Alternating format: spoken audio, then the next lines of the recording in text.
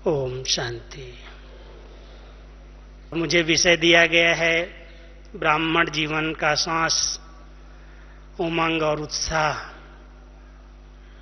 लेकिन उसके पहले ब्राह्मण जीवन की जिम्मेवारियां, क्योंकि जिम्मेवारियां निभाने के लिए उमंग और उत्साह की बहुत आवश्यकता रहती है। और बाबा ने अपने सभी बच्चों की हर जवाबदारी, हर जिम्मेवारी स्वयं ले ली है। बच्चों के पास जो भी बोझ हैं, जो भी जवाबदारियां हैं, अगर सच्चे दिल से बाबा कहते हैं मेरा बाबा, तो बाबा उन बच्चों की जवाबदारी ले लेता है। लौकिक दुनिया के अंदर जितने भी बोझ हैं, जितनी भी जवाबदारियां हैं, संगम पर हम सब ने वो जवाबदारियां बाबा को अर्पित कर दी। और बाबा ने हमें 2 जवाबदारियां नई दे दी। मैं समझता हूं आप सभी जो बाबा के बच्चे बने हैं, जब से बने तब से हर एक को 2 जवाबदारियां जरूर मिली हुई हैं। कौन कितना निभा रहा है उन जवाबदारियों को, वो हर एक खुद जान सकता है। लेकिन सबसे पहली जवाबदारी हम सब की स्वयं को परिवर्तन करने की है। जो भी ब्राह्मण आत्माएं जिस दिन से बाबा के बनते हैं, मैं समझता हूं बाबा पहले संकल्प में हमें परिवर्तन शक्ति देता है। और जब स्वयं में परिवर्तन आता है तो स्वयं के परिवर्तन के साथ साथ दूसरी बड़ी जवाबदारी हमको मिलती है विश्व परिवर्तन की। हर एक बाबा का बच्चा, जिसको बाबा इतने ऊंचे सम्मान से देखते हैं कि मेरा एक एक बच्चा विश्व कल्याणकारी बच्चा, विश्व परिवर्तक है, दोनों सम्मान स्मृति में रखते हुए हम सभी आज अपने आप को देखेंगे कि इन दोनों बातों में कितना हमारे अंदर उमंग है, कितना उत्साह है। कभी कोई भी कारण से स्वपरिवर्तन में उमंग और उत्साह कम तो नहीं होता। स्वपरिवर्तन के लिए बाबा ने अनेक नियम, अनेक मर्यादाएं, अनेक प्रकार के साधन, अनेक प्रकार की विधियां स्वपरिवर्तन के लिए हम सबको सिखाई हैं, सुनाई हैं। और हम सब जब से बाबा के बने तब से लेकर के जो कुछ भी कर रहे हैं, पहला लक्ष्य यही है कि मैं खुद को बदल लूं। स्वयं बदलूंगा तो विश्व बदल जाएगा। ये हमारा पहला स्लोगन है, स्वपरिवर्तन से विश्व परिवर्तन। स्वपरिवर्तन के लिए सबसे पहला परिवर्तन जो बाबा ने हम सब का किया है, चिंतन का परिवर्तन। एक गीत भी सुनते हैं हम सभी, चिंतन की धारा बदल दो तो ये जीवन बदल जाएगा। मैं समझता हूं हर एक बाबा का ब्राह्मण बच्चा इस बात पर जरूर ध्यान देता होगा कि जब से हम बाबा के बने हैं कितना हमारे चिंतन में परिवर्तन आया है। जिस प्रकार का हमारा लौकिक चिंतन था, लौकिक जीवन का चिंतन था, उसको बाबा ने अलौकिक में बदल दिया।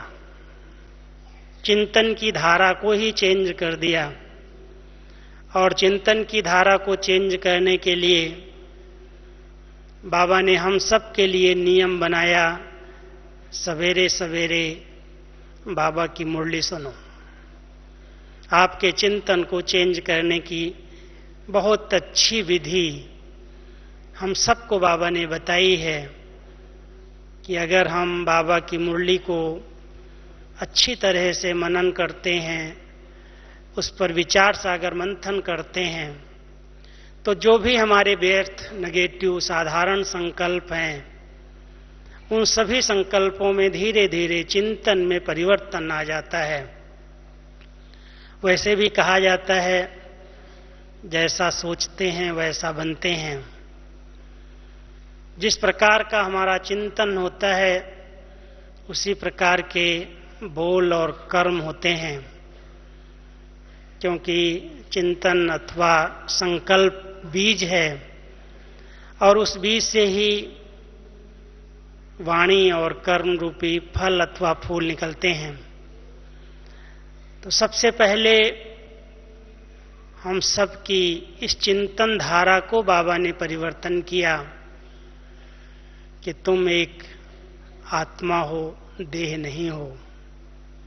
जो दैहिक दृष्टि थी, दृष्टिकोण का परिवर्तन कर दिया। तो चिंतन धारा के साथ साथ बहुत बड़ा परिवर्तन आया। जैसे बाबा कहता है, बच्चे मैंने तुम्हारी तीसरी आंख खोल दी, इस आंखों का ऑपरेशन कर दिया। जिस आंखों से हम देह को देखते, देह के संबंधों को देखते, जिस दृष्टि के अंदर अनेक प्रकार के गुण और अवगुण नोट होते आए, हमारी दृष्टि जो दोषपूर्ण बन गई, उसका बाबा ने ऑपरेशन किया और इसको निर्दोष बना दिया। ऊंची विचारधाराएं देकर के कि सृष्टि नाटक के अंदर हर आत्मा का अपना विशेष पार्ट है और अपने पार्ट अनुसार वो अपने कर्म कर रही है, खेल खेल रही है। इसलिए तुम किसी के अवगुण नोट मत करो। दोष दृष्टि का परिवर्तन कर दिया। निर्दोष दृष्टि, बहुत निश्चल दृष्टि बना दी, पवित्र दृष्टि बना दी। उसमें जो भी लौकिकता थी उसका परिवर्तन कर दिया। इसलिए जब भी हम आपस में एक दूसरे से मिलते हैं, एक दूसरे को देखते हैं, बात करते हैं, तो हमारी दृष्टि देह पर न जाकर के उसकी भ्रकुटी पड़ जाती है, मस्तक मणि पड़ जाती है, ये आत्मा है। और जब आत्मिक दृष्टि हमारी बन जाती है तो हमारी इंद्रियां अपने आप कंट्रोल में आ जाती हैं।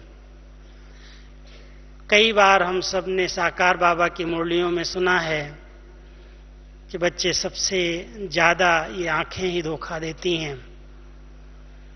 अब ये चर्म चक्षु क्या धोखा देंगे, लेकिन इनसे देखने वाली जो आत्मा है, जब देखती है कोई चीज, उस पर विचार करती है, चिंतन में ले आती है, तो अनेक प्रकार की व्याधियां, अनेक प्रकार की जो गुण और अवगुण हैं उन पर या तो प्रभावित होती है या उनसे घृणा कर लेती है, नफरत कर लेती है। तो बाबा ने चिंतन के साथ साथ हमारी दृष्टि का परिवर्तन किया और दृष्टि के साथ साथ दृष्टिकोण का भी परिवर्तन कर दिया। जो हमारा एटीट्यूड था, वृत्तियां थी, सूक्ष्म वृत्तियां। आप सभी देखेंगे कि जिस भी स्थान पर हम जाते हैं, यदि उस स्थान का वायुमंडल, वातावरण बहुत खिंचाव वाला, आकर्षित करने वाला है, किसी किसी स्थान पर जाते ही ऐसे लगता है यहाँ पर बहुत शांति मिलती है, बहुत आनंद आ रहा है, बहुत खुशी का अनुभव हो रहा है, बहुत अच्छे वाइब्रेशन मिलते हैं। जैसे आप सभी जब अपने मधुबन घर पांडव भवन में जाएंगे, शांतिवन से जब पांडव भवन पहुंचते हैं, ये तो बहुत बड़ा बाबा ने बेहद का घर बना के दिया है बच्चों के रहने के लिए। जितने भी बच्चे आते हैं, समाज आते हैं, लेकिन जिस स्थान पर बाबा ने तपस्या की है, ब्रह्मा बाबा की, उस स्थान पर इतने चुंबकीय वातावरण, वाइब्रेशन है, कोई भी आत्मा जाकर के कहती है बड़ी अच्छी अनुभूति हो रही है, बहुत सुख के, शांति के वाइब्रेशन आ रहे हैं। तो ऐसे वाइब्रेशन बने कैसे? इतने पवित्र, इतनी तपस्या के वाइब्रेशन जो कैसी भी आत्माएं इस संसार की आ जाएं। मुझे याद है बहुत सी ऐसी आत्माएं बाबा के घर में अचानक आती हैं जो अपनी पदवी में कोई न कोई पोस्ट पर होती हैं, कोई महामंडलेश्वर होती हैं या कोई बड़े ज्योतिषी होते हैं। ऐसे लोग भी जब अचानक उस घर में पांडव भवन में प्रवेश करते हैं तो पता है क्या कहते हैं? कहते हैं यहाँ पर जो बाबा की कुटिया से लेकर के बाबा के शांति स्तंभ तक जो बाबा की पैदल करने की रूट थी, कहते हैं यहाँ पर ऐसी कोई रेखा है, ऐसी कोई बाउंड्री है, अगर इसको कोई क्रॉस कर जाएगा तो उसकी गति सदगति हो जाएगी। इतना अनजान व्यक्ति भी, जिसको कुछ भी पता नहीं है कि यहाँ पर किसने तपस्या की है, किसने बच्चों के साथ पार्ट प्ले किया है, विश्व परिवर्तक बाबा स्वयं भगवान ने ब्रह्मा के तन में बैठकर सारी सृष्टि के नवनिर्माण का जिस स्थान पर कार्य किया, उस स्थान पर बाबा की श्रेष्ठ कल्याणकारी वृत्तियों के वाइब्रेशन हैं। तो बाबा ने हमारे एटीट्यूड को, हमारी वृत्तियों को चेंज कर दिया और ऐसा चेंज किया जिस स्थान पर हम सब बाबा के बच्चे रहते हैं वहाँ का वाइब्रेशन, वहाँ की वायुमंडल में वो शांति, वो स्नेह, वो पवित्रता, वो शक्ति अपने आप भर जाती है। तो वृत्तियों के परिवर्तन से हमारा परिवर्तन हो रहा है। तो हमारी आंतरिक वृत्तियां चेंज हुई हैं। वृत्तियों के चेंज होने के साथ साथ जो हमारी आदतें बनी हुई थी, पुराने जन्म की, जिस कुल में, जिस जाति में जन्म हुआ, जिस संग में रहे और पले, वैसी आदतें निर्माण हो गई। और वो आदतें जो बीच बीच में अपना काम कर लेती हैं, दिखाई देता है मर्जीवा जीवन में भी ब्राह्मण आत्माएं जो मर्जीवा बनी हैं, कई बार पुरानी आदतें बाहर आ जाती हैं और वो पुरानी आदतों के लिए कहते हैं क्या करूं, मेरी नेचर ऐसी है। पुरानी नेचर को मेरी नेचर कह देते हैं। और बाबा कहता है स्व परिवर्तन के लिए पहली जवाबदारी है अपनी सूक्ष्म चेकिंग करके जो भी पुरानी आदतें हैं उनका परिवर्तन करो। अभी वो लौकिक दुनिया वाली जीवन नहीं है, इसलिए जो भी आदतें ऐसी बनी हुई हैं, बोलने की, खाने की, पीने की, अधिक बातें करने की, बाह्य मुक्ता में आने की,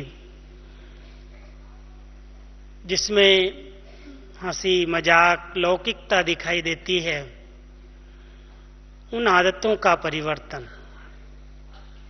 जब हम आदतों का परिवर्तन करते हैं तो मान्यताओं का भी परिवर्तन होता है। जो हमारी मान्यताएं बनी हुई थी, नया जन्म हुआ, अलौकिक जन्म मिला, जो हमारी भक्ति मार्ग की मान्यताएं थी, जो हमारे लौकिक जीवन की मान्यताएं थी, उन मान्यताओं में परिवर्तन कर दिया बाबा ने।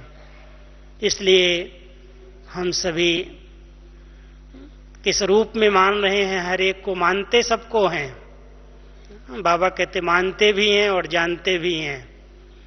कोई कहे तुम इसको मानते हो, इन शास्त्रों को मानते हो, देवताओं को मानते हो, पूजा को, पाठ को, भक्ति को मानते हो, तो बाबा कई बार कहते बच्चे उनको बोलो हम मानते ही नहीं, हम जानते भी हैं।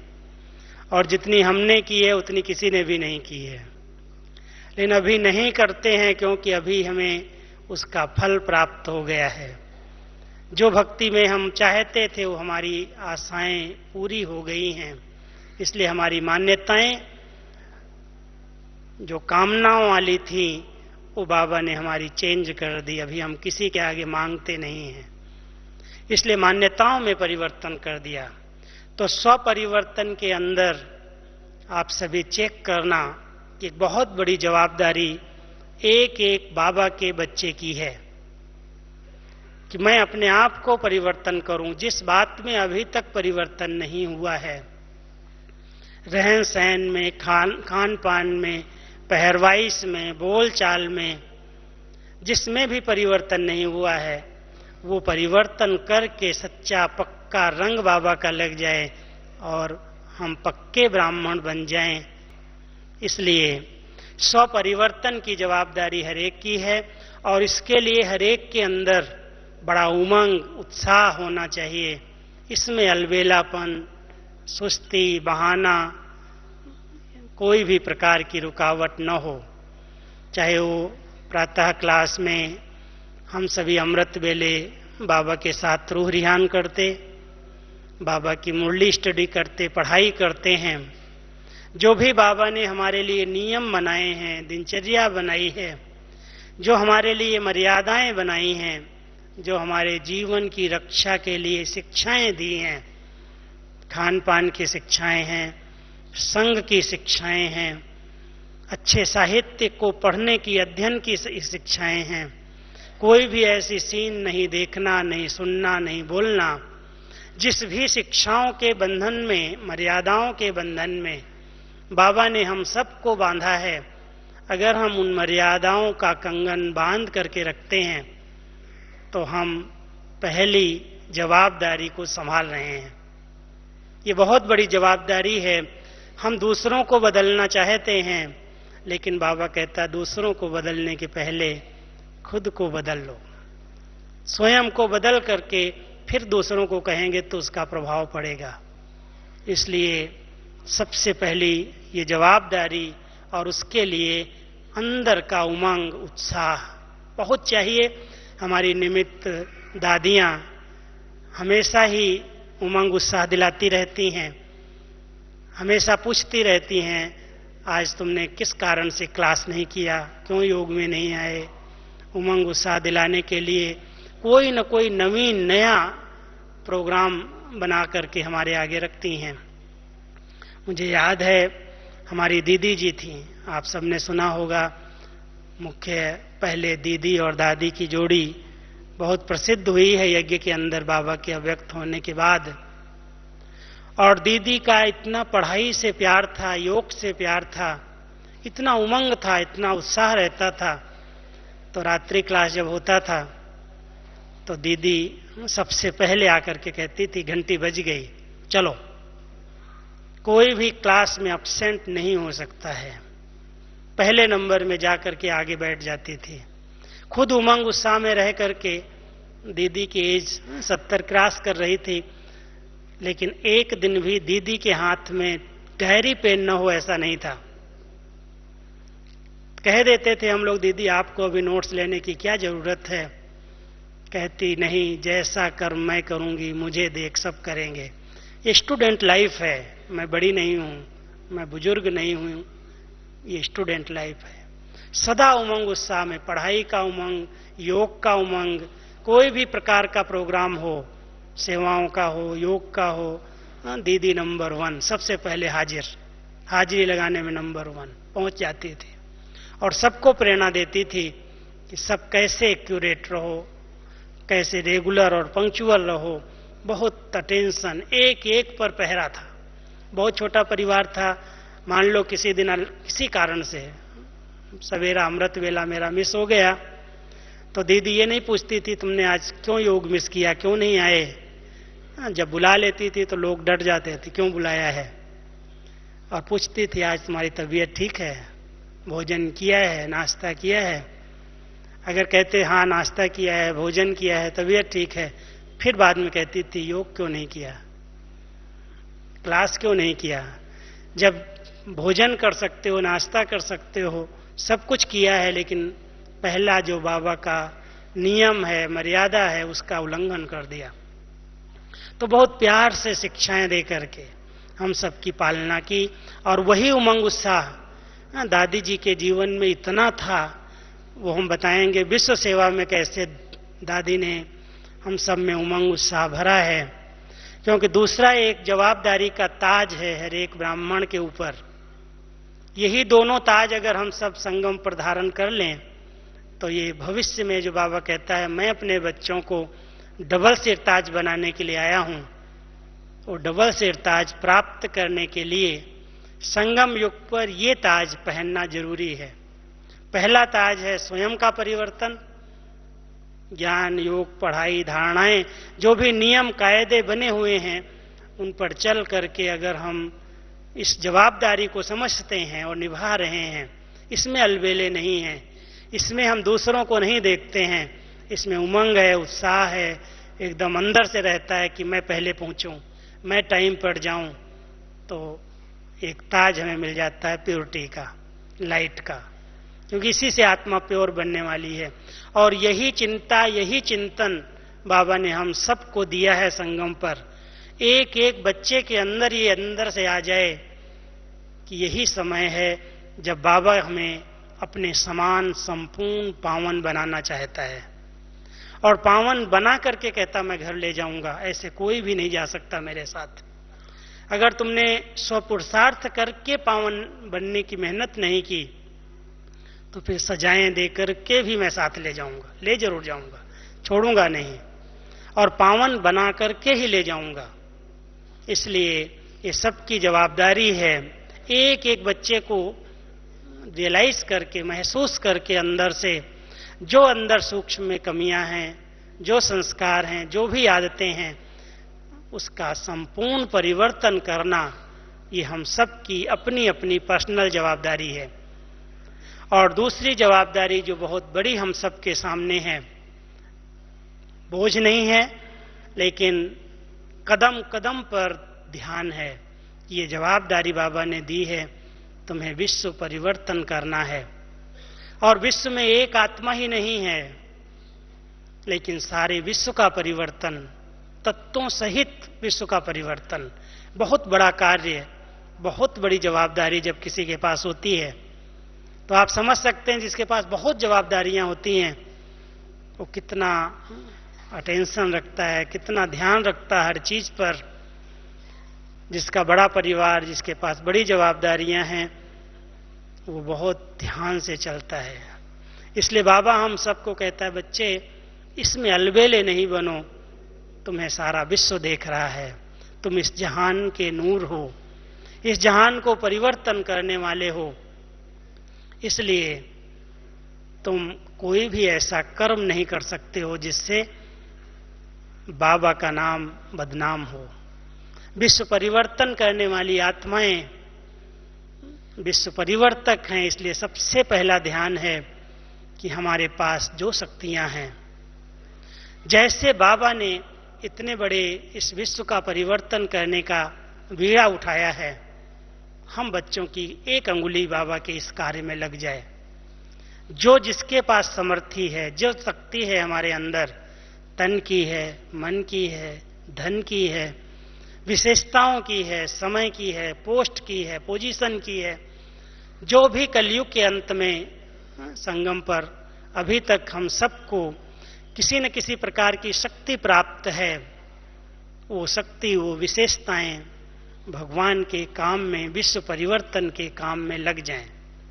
हर एक के अंदर से उमंग आना चाहिए कि ये हमारे पास जो बाबा ने दिया है, ये बाबा के कार्य में मैं लगा दूं, सफल करूं।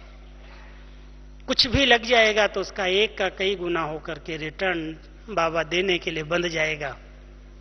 इसलिए इस समय सबको मैं विश्व परिवर्तक आत्मा हूं, विश्व कल्याण का कार्य, इसकी जवाबदारी बाबा ने हमें सौंपी है।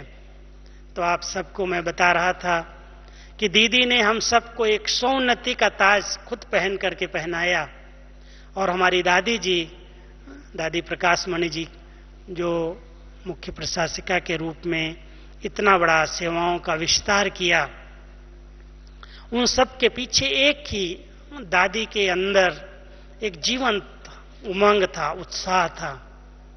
कभी भी कोई ऐसा संकल्प कभी नहीं आया होगा कि ये कार्य नहीं हो सकता है। दादी की जबान पर कभी भी ना शब्द आया ही नहीं। जरूर होगा, ये बाबा का कार्य है, बच्चे करेंगे, सब करेंगे मिलकर के। मैं आपको एक दो मिसाल बताऊंगा। कितना उमंग था, कितना उत्साह था जब ओम शांति भवन बना पहले पहले। उसके बाद तो बहुत बड़ा यज्ञ का विस्तार हुआ है। 83 की बात है, 82 में ओम शांति भवन बन रहा था।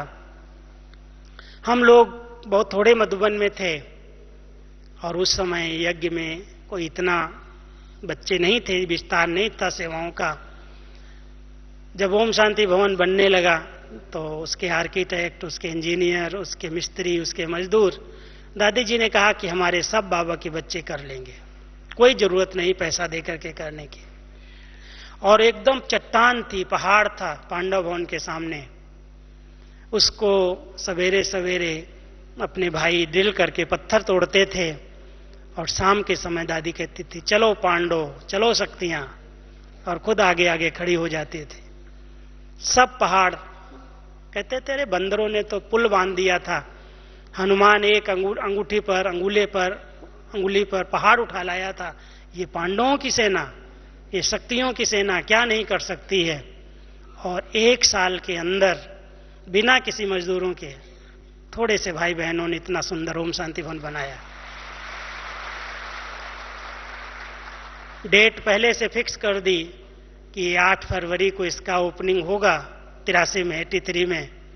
और 82 के अंदर दीवारें भी नहीं बनी थी। अनाउंस कर दिया, कॉन्फ्रेंस रख दी, उमंग उत्साह भर दिया सबके अंदर। रात रात में जाग जाग करके कैसे हम लोगों ने, सब ने मिल करके, सब ने उसमें खून पसीना दिया। इतना उमंग उत्साह था, दादी खुद ही कहती थी चलो चलो हम सब चलते हैं। फिर गरम गरम पकौड़े बनवा के ले आएगी, कभी हलवा बनवा के। उमंग उत्साह दिलाने में नंबर 1।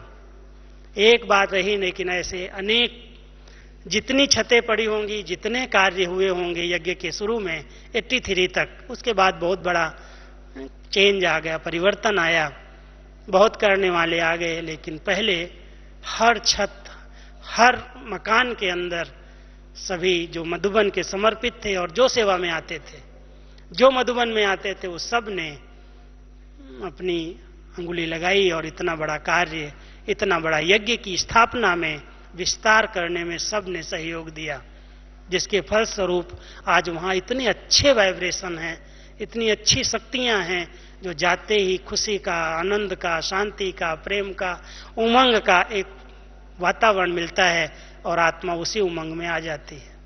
तो हम सबको ये जवाबदारी मिली है और बहुत बड़ी जवाबदारी है।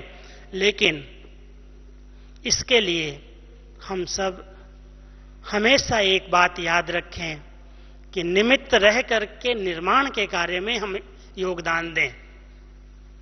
निर्माण के कार्य में योगदान देना है, न कि किसी भी प्रकार की नेगेटिव बातें सोच करके, देख करके, क्यों, क्या, कैसे के प्रश्नों में उलझ करके और दूसरों को उलझा करके हम बाबा के इस विश्व परिवर्तन के कार्य में कभी भी विघ्न रूप न बने। तो सदा निर्विघ्न रहना और निर्विघ्न रह करके निर्विघ्न वायुमंडल बनाना। और अगर हम कुछ भी नहीं कर सकते हैं तो बाबा कहता है बच्चे तुम शांत होकर के तपस्या करो, अच्छे संकल्प रखो, पॉजिटिव सोचो, तो भी विश्व परिवर्तन के कार्य में आपकी अंगुली लग जाएगी। आपका सहयोग ये बहुत बड़ा है। इसलिए कभी भी ये नहीं सोचना कि मैं तो कुछ भी नहीं कर पा रहा हूं। बाबा कहता है अगर कोई शक्ति और नहीं भी है सब, अगर सोचते हो तो भी तुम अच्छे अच्छे संकल्प रचो, ये बाबा का कार्य संपन्न हो जाए। जरूर होगा, होगा ही, क्यों नहीं होगा। भगवान इस सृष्टि पर आया है और हम अपनी अच्छे मनसा की शक्ति से, पवित्र संकल्पों से, अपनी ऊंची धारणाओं से। कई बार बाबा की मुरली में आपने सुना होगा, बाबा कहता है तुम बच्चे जब शांत स्वरूप स्थिति में बैठते हो तो ये शांति के वाइब्रेशन से विश्व परिवर्तन होता है। बहुत बड़ा कार्य केवल शांति में बैठने से हो रहा है। हम अपने संकल्पों को शांत करके अगर बैठ जाते हैं, पवित्र विचार हमारे चलते हैं, तो उसके वाइब्रेशन जो वायुमंडल में फैलते हैं, इस प्रकृति को मदद मिलती है।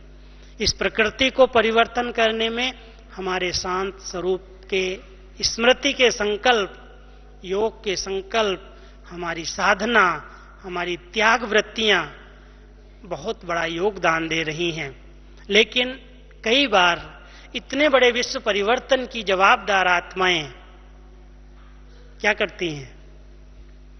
हदों की डालियों को पकड़ करके बैठ जाती हैं, और ऐसी हदें जिसके कारण विश्व सेवा में एक बहुत बड़ी रुकावट आ रही है।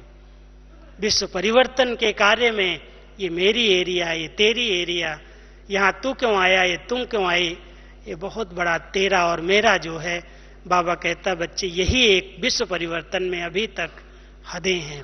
अभी तक बच्चों ने डाली पकड़ करके रखी है। अब विश्व परिवर्तन करने वाली आत्माएं बेहद में आ जाएं। सब बाबा के बच्चे हैं और सबको संदेश पहुंचाना है। क्लास के लिए, गीता पाठशाला के लिए, स्टूडेंट्स के लिए जरूर कुछ नियम बनाए गए हैं, लेकिन नियमों का मतलब ये नहीं है कि हम किसी एरिया को छोड़ दें, उसकी एरिया है वहां संदेश क्यों नहीं दिया, वो तुम मेरी एरिया में संदेश देने क्यों आ गया। जाते हैं बाबा का संदेश देने, एक मत खीर खंड का वातावरण नहीं बनाकर आपस में मतभेद करके अगर हम कोई भी प्रकार की रुकावट डाल रहे हैं तो ये विश्व परिवर्तन के महान कार्य में बहुत बड़ा विघ्न है। इसलिए बाबा कहता बच्चे निर्विघ्न स्थिति में रहो और निर्विघ्न बन करके निमित्त समझ करके निर्माण के कार्य में अपनी अंगुली दो, यही योगदान है। तो हम सब विश्व परिवर्तक आत्माएं हैं, इसलिए कभी भी हद की डालियां नहीं पकड़ना और कभी भी निंदा, स्तुति, मान अपमान में अपनी स्थिति को, अपने उमंग उत्साह को नीचे नहीं ले आना। महिमा भी बहुत होगी, जब हम कुछ अच्छा कार्य करेंगे तो महिमा भी होगी, और कभी कभी कोई न कोई ऐसी आत्माएं हैं जो विरोध भी करेंगी, निंदा भी करेंगी। इसलिए बाबा का ये मंत्र याद रहे कि निंदक को भी मित्र समझो और मित्र समझ करके उसको भी सम्मान दो। अपकारियों पर भी उपकार करो, क्योंकि वो परवश आत्माएं हैं। जब इतना ऊंचा दृष्टिकोण बन जाएगा तब हम इस विश्व को परिवर्तन करने में अपना योगदान दे सकेंगे। तो बाबा कहता बच्चे अपनी अंगुली का, एक अंगुली का सहयोग दो, जो अंगुली आपकी है यही छोटी अंगुली का ही सहयोग दे दो। तो हम सब के अंदर अगर अच्छी धारणाएं हैं, अच्छा चिंतन है, अच्छी चलन है, अगर हम अच्छी चलन से, अच्छे चेहरे से, रूहानियत संबंध, रूहानियत संपन्न व्यवहार से, तीन चीजों की ही जरूरत है वर्तमान समय। एक स्व परिवर्तन, मुझे बदलना है, और दूसरा सेवाएं केवल ईश्वरीय सेवाएं करनी है, और संबंध में रूहानियत का व्यवहार रखना है। हम सब एक पिता के बच्चे हैं, आपस में भाई भाई हैं।